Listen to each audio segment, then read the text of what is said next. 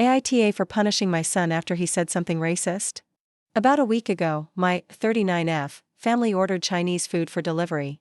When the delivery driver came to the door, my daughter, 16F, was taking the cat upstairs to put in her room because he always tries to eat the food.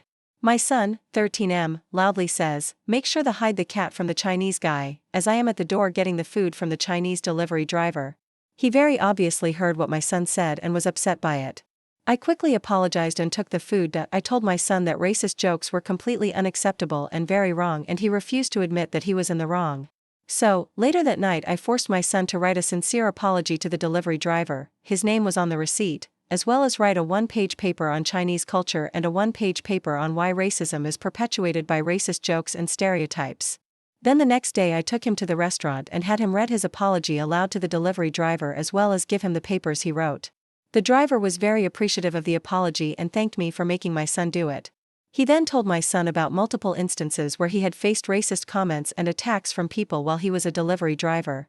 That night my husband, 43M, and I got into an argument about me making our son do this. He told me that it was embarrassing for our son to have to do the apology and that the punishment didn't fit the crime. I told him that it was much more embarrassing for the driver to have to face that kind of racism and racist stereotypes and that our son would get over the embarrassment.